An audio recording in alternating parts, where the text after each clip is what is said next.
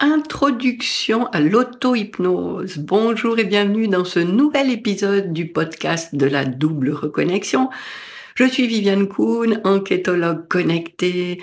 J'accompagne les femmes qui se sont oubliées à retrouver qui elles sont et à s'autoriser à vivre la vie qui leur correspond et non plus celle qui convient aux autres. Alors, j'ai choisi comme titre de cet épisode « Introduction à l'auto-hypnose ». J'aurais pu appeler ça Introduction à l'autosuggestion », comment créer en soi les croyances qui nous permettent d'atteindre ce qu'on veut. Mais voilà, j'ai appelé ça « Introduction à l'auto-hypnose » parce que c'est vraiment le processus que j'ai envie dont j'ai envie de te parler dans cet épisode. Alors effectivement, quand on veut atteindre quelque chose dans sa vie, eh bien, il y a des parasites qui nous empêchent de le faire et c'est toute cette partie inconsciente, le subconscient, qui est là sans qu'on le sache et qui vient justement brouiller la vibration qu'on met en place pour créer, pour réaliser, pour manifester ce à quoi nous aspirons. Et puis cet inconscient qui est là si fort, si costaud, eh bien nous empêche de le faire.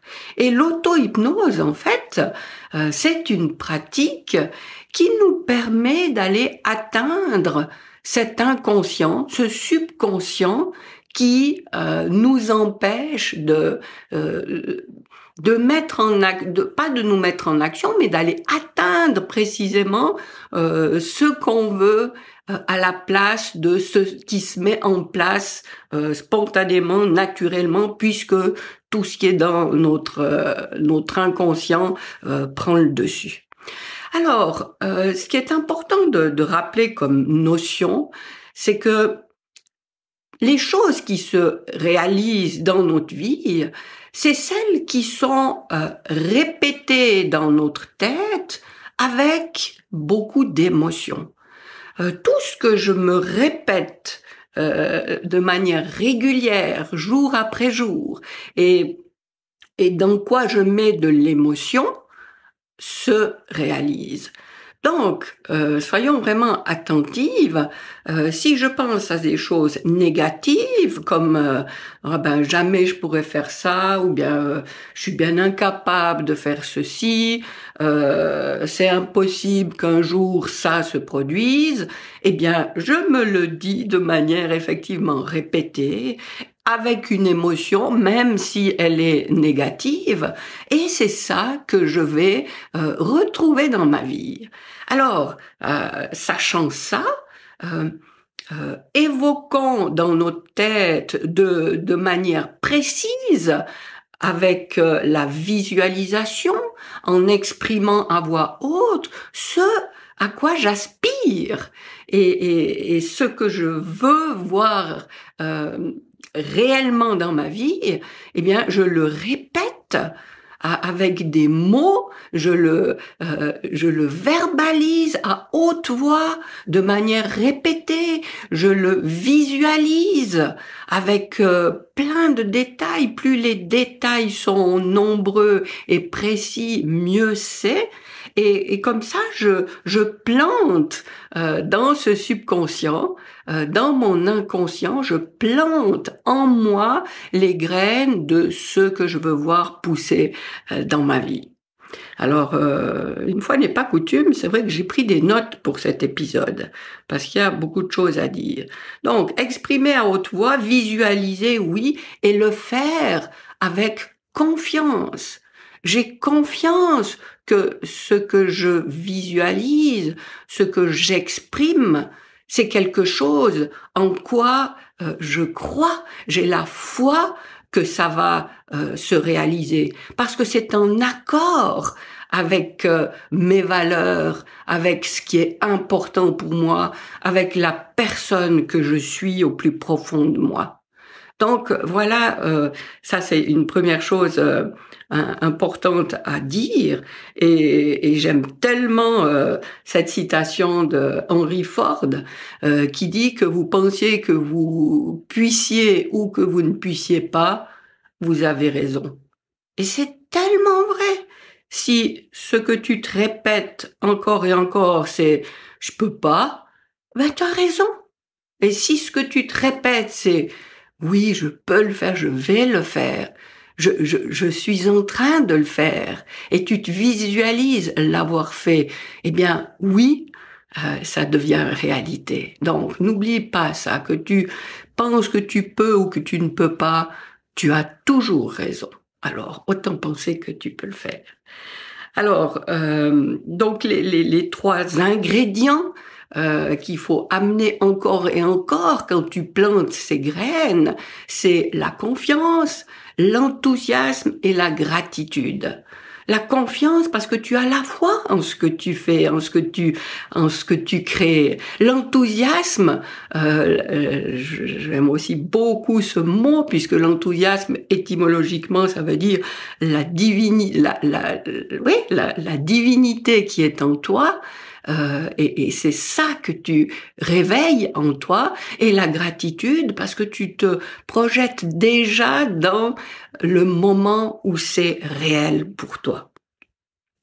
Alors, je vais te donner 7 éléments qui te permettent de pratiquer l'auto-hypnose, puisque l'auto-hypnose, pourquoi je t'en parle? Parce que c'est justement un excellent moyen d'aller à l'intérieur de toi, d'accéder à ce subconscient et justement d'aller déloger ces croyances limitantes profondément ancrées en toi, qui sont là depuis souvent des années, depuis ton enfance, puisque c'est des choses que tu as validées, des choses qui se passaient autour de toi.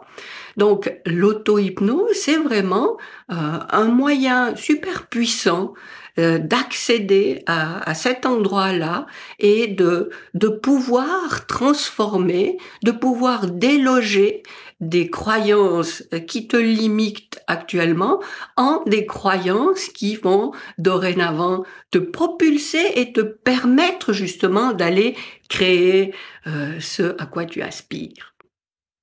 Alors, la première chose le premier élément que j'aimerais te communiquer, c'est que on parle souvent d'objectifs ou de résolutions qu'on prend, et c'est pas forcément des bons mots parce que les résolutions et objectifs c'est déjà mieux, mais c'est pas encore ça non plus. Mais une résolution que tu prends, ça met le doigt sur l'effort que tu dois faire, sur la pénibilité de ce qu'est ce chemin. Alors que objectif déjà c'est pas mal parce que ça te justement ça te met dans la situation où ce que tu veux se réalise. Donc ça te projette dans ce temps-là où tu peux te dire ben voilà, tu peux imaginer que ton objectif est atteint. Mais ce qui est encore mieux qu'objectif, c'est de te dire qui je serai quand j'aurai réalisé ça. Et en fait, ce que tu vises, c'est pas un objectif à atteindre, encore moins donc une résolution à prendre, mais c'est la personne que je serai quand j'aurai créé, réalisé ça, ce sera comment? Je serai qui? Et là, ce que tu vises, c'est changer quelque chose en toi. Et encore une fois, c'est pas devenir meilleur, parce que ça, c'est une échelle de valeur. Il n'y a pas à être meilleur ou moins bien. Il y a que maintenant, tu es dans une situation, si elle ne te convient pas, ben, tu peux la changer. Et si tu veux changer cet élément dans ta vie, encore une fois, c'est pas un jugement de valeur, tu ne deviens pas meilleur, tu deviens juste la personne qui te permet d'expérimenter cet élément-là que tu n'avais pas encore expérimenté jusqu'ici. Donc, premier élément, remplacer les mots résolution ou objectif par l'identité que je nourris, la parcelle de moi que je réveille. Deuxième élément, t'assurer que, justement, cet élément que tu veux réveiller dans ton identité, est-ce qu'elle est vraiment en accord avec toi? C'est important de savoir si c'est quelque chose qui vient de toi ou si c'est quelque chose que tu as observé à l'extérieur de toi et que tu veux absolument copier, reproduire parce que tu envies ou je sais pas quoi. Tu vois l'idée. Est-ce que c'est vraiment de toi que ça vient? Est-ce que ça te ressemble? Toi? Est-ce que ça répond à une envie, à un besoin que tu as? Ou bien si c'est courir après quelque chose d'autre qu'on te montre, qu'on t'incite à faire, que tu vois chez les autres. Ça, c'est important. Troisième élément, la précision. Ce à quoi tu aspires, mets le plus de détails possible pour bien préciser à tout ce qui est en toi la direction dans laquelle tu te mobilises maintenant. Plus tu auras de détails, plus tout en toi sera justement engagé dans la direction que tu prends. Donc, précise l'endroit, la date. Et c'est un petit peu compliqué cette histoire parce que en même temps, ça doit pas être pour figer quelque chose. C'est juste pour mettre de l'intensité dans ce à quoi tu aspires. En même temps, tu sais que tu t'ouvres à des changements parce que tu ne maîtrises pas tout. Alors, si maintenant tu mets un détail, il faut pas après te fermer à quelque chose parce que tu te dis ah ben non, ça correspond pas à ce détail, donc ça veut dire que c'est pas ça pour moi. Non, c'est pas ça. Il faut garder en même temps cette souplesse que tu fournis beaucoup de détails parce que plus tu mets de détails, plus ça te permet de penser à quelque chose de concret, mais en même temps, tu gardes cette souplesse vis-à-vis de ce qui se passe dans ta vie pour reconnaître quand même que, ah oui, je prends un exemple tout bête, oui, c'est vrai, j'avais pensé à un jardin où j'avais un pommier et un abricotier. Et puis après, ben voilà, dans ta vie, tu es dans une situation où il y a tellement plus d'arbres, dont effectivement un prunier, mais il n'y a pas d'abricotier. Donc, à ce moment-là, il faut pas te freiner en te disant ah ben non, c'est pas ça qui est bien pour moi parce que j'avais pas mis ça comme détail, j'avais mis autre chose. Mais rends-toi compte que c'est dans cette ligne, c'est dans ce que tu as nourri, c'était important pour toi d'avoir des arbres fruitiers. Et puis il y en a 15 autres, donc oui, c'est bien ça, même s'il y a pas celui que tu avais mentionné. Voilà, donc aller sans hésiter dans la visualisation des détails et se laisser emporter justement par l'enthousiasme qui fait décrire quelque chose de tout à fait concret. Ensuite, la quatrième chose que je te suggère de faire, c'est répéter des affirmations. Par rapport à ce que tu vise, eh bien, répète-toi des affirmations qui te projettent dans l'état où c'est déjà réalisé. Alors, reprenons l'exemple de ce où tu aspires à avoir un jardin où il y a des arbres fruitiers. Eh bien, tu te dis, oh, je me sens tellement bien au milieu des arbres fruitiers et je peux goûter aux fruits de ces arbres au moment de la récolte et je me régale en avalant ces fruits qui ont tellement un goût extraordinaire. Donc, dis avec des phrases toujours affirmatives, ce que tu ressens, ce que tu vis quand c'est arrivé. Et évidemment, là, il faut se focaliser sur ce qu'on veut et non pas sur ce qu'on veut éviter, puisque le cerveau, autant il fait pas la différence entre l'imagination et la réalité. Donc là, il va nourrir le fait que tu manges ces fruits, même si c'est pas encore vrai. Il va prendre toutes les sensations qui sont en toi pour nourrir cette possibilité en toi. Mais le cerveau ne fait pas non plus la différence entre une négation et une affirmation. Alors, si tu dis par exemple, ben voilà, je mange les fruits de mon jardin n'ont pas de pesticides, ton cerveau, ce qui va retenir, c'est fruits et pesticides. Et donc, toujours faire des affirmations à la forme affirmative et non pas négative. Ensuite, quand tu fais ça, cinquième étape ou cinquième élément, c'est essayer de te mettre dans un état de conscience modifié. Hein, on entend beaucoup parler de ça, les états de conscience modifiés. Puis on se dit, oulala, mais quoi, qu'est-ce qu'on peut faire pour modifier son état de conscience? En fait, c'est tout simple. Ce qui est favorable là dans ce que je te propose de faire, c'est d'atteindre un niveau d'onde θ. Les ondes θ, c'est celles qui sont les plus fertiles à propulser justement en toi, à aller nettoyer tes croyances limitantes et d'aller planter les graines de quelque chose qui va se réaliser dans ta vie. Eh bien, ces ondes θ, comment on fait pour arriver à ce niveau d'onde? Eh bien, respire simplement, profondément et lentement.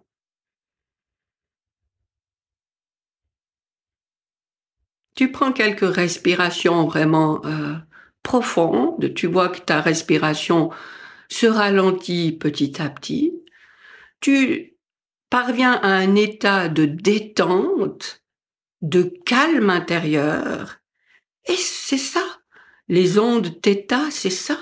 Quand tu réussis à atteindre ce calme, cette tranquillité, tout se passe de manière plus lente à l'intérieur de toi et ça permet justement à ces visualisations, à tout ce que tu plantes en toi, d'atteindre des couches plus profondes. Et tu peux bien imaginer que si tu es dans le métro puis tu dis j'ai un jardin avec des arbres fruitiers, j'ai un jardin avec des arbres fruitiers, c'est ici que j'ai un jardin avec des arbres fruitiers et tout, ça va être moins efficace que si tu prends du temps pour t'allonger, pour faire des respirations lentes et pour répéter ces affirmations en toi quand tu es calme et détendu. Eh bien, ça va aller beaucoup plus efficacement, plus profondément en toi et atteindre ton subconscient et nourrir et prendre soin de ces graines que tu plantes. Et évidemment, ça va être plus efficace que si tu fais ça à la va-vite dans le stress entre deux portes. Rien n'est inutile, mais voilà, c'est quand même beaucoup plus efficace de le faire quand tu atteins les ondes θ. Voilà ce que je peux te conseiller pour que l'autosuggestion qui se mette en place soit beaucoup plus efficace. Ensuite, un sixième point dans ce processus, c'est que sont les émotions que tu ressens? Et il y a quand même des émotions à privilégier qui sont un terreau beaucoup plus favorable à nourrir justement ces graines que tu plantes en toi. Alors, ce terreau, il est de nettement meilleure qualité si tu ressens de la joie et de la gratitude. Donc, en étant dans cet état d'état, en répétant des affirmations, ajoute ce petit engrais que sont la joie et la gratitude. Et là, tu augmentes justement la capacité de réalisation, de concrétisation, de matérialisation de tout ce que tu plantes en toi, de ce à quoi tu aspires. Donc, ajouter autant que tu veux de joie et de gratitude. Le dernier élément, le 7e, c'est et c'est ma dernière suggestion, c'est de pratiquer ces affirmations, ces visualisations le plus souvent possible au lever et au coucher. Pour 2 raisons. Parce que quand tu le fais au lever, eh bien, tu décides de toi-même, de l'énergie que tu vas mettre dans ta journée.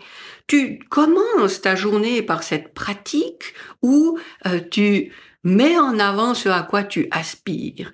Et ce que tu fais déjà en te réveillant, c'est la première chose à laquelle tu penses, c'est la couleur de l'énergie que tu donnes à tout le reste de ta journée. Et commencer par ça, c'est juste magnifique. Et même sans faire ça, j'ai toujours dit, réveille-toi, choisis, décide de mettre un sourire sur ton visage et de donner une couleur joyeuse à ta journée. Et bien là, en le faisant de manière plus approfondie, en te relaxant, en te détendant, en répétant des affirmations, en visualisant tout ça, eh bien tu te donnes beaucoup plus de chances de voir ces graines pousser et donner des choses magnifiques dans ta journée et dans ta vie. Et puis pourquoi le soir aussi?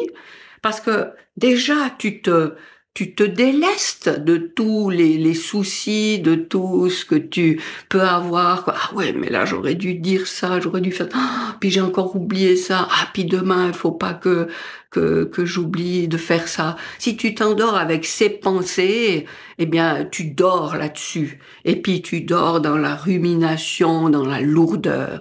Alors que si tu prends justement tu décides de te donner quelques minutes, même si c'est qu'une, pour pratiquer cette respiration profonde, pour entrer dans cet état d'état et de répéter tes affirmations, de visualiser tout ce à quoi tu aspires, eh bien en plus tu t'endors là-dessus et tu nourris cette énergie, enfin elle va s'auto-nourrir pendant toute ta nuit.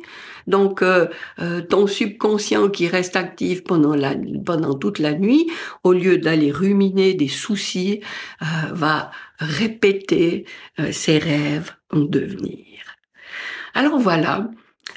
C'était ce que j'avais envie de te dire par rapport à l'auto-hypnose, parce que c'était aussi mon envie de démystifier un petit peu tout ça, parce que autour de l'hypnose et de l'auto-hypnose aussi, on peut penser qu'il y a des choses très compliquées là derrière, et puis finalement je trouve que non, et c'est bien sûr à la portée de tout le monde. Alors, et il y a plein de gens qui l'utilisent, hein, les sportifs de haut niveau, hein, quand vous voyez que ce soit un skieur ou un pilote de Formule 1 qui est là dans sa préparation, qui anticipe le parcours et tout, ben c'est pas autre chose que ça qu'ils font. Et nous pouvons, nous aussi, anticiper, pas dans l'idée du contrôle, attention, c'est pas je veux maîtriser ce qui m'arrive, non, c'est je peux choisir ma direction. Et la direction que je choisis aujourd'hui, c'est celle-là. Et je vais nourrir ça. Et je me dirige vers ça. Et là, on se répète, on visualise, On continue encore et encore à nourrir ce qu'on veut et ce qu'on regrette, ce qu'on ne veut plus, on oublie. On cède la place dans notre cerveau partout à ce à quoi on aspire. Alors voilà, ah oui, pour un épisode un peu plus loin, plus long que d'habitude, je vois que je suis à 25 minutes. J'espère que ça t'a intéressé, ça t'a apporté quelque chose. Oups, je fais tout tomber là. N'hésite pas à me mettre un commentaire sur ma chaîne YouTube, dans les commentaires justement. Qu'est-ce que tu retiens? Est-ce que tu pratiques déjà ça? Est-ce que tu trouves que c'est complètement ridicule? Peu importe ce que tu as à dire à propos de ça, ça m'intéresse. Et puis, dans le descriptif, soit de cet épisode audio, soit de la vidéo YouTube, tu as un lien pour aller télécharger mon rituel subtil d'hygiène énergétique, qui est vraiment la base à répéter, qu'on peut d'ailleurs pratiquer dans cet état thêta, et qui sera d'autant plus fructueux. Eh bien, tu peux télécharger ce rituel et pratiquer justement ce rituel d'hygiène énergétique. Hein, on fait le ménage dans nos maisons. Eh bien, faisons aussi le ménage dans notre énergie pour être justement dans l'énergie qui convient à faire pousser ce à quoi on aspire. Et puis, laisser partir tout ce qui nous alourdit et puis qui nous est justement un poids dans notre vie. Voilà, je te souhaite le meilleur pour la suite et je me réjouis de te retrouver pour un prochain épisode.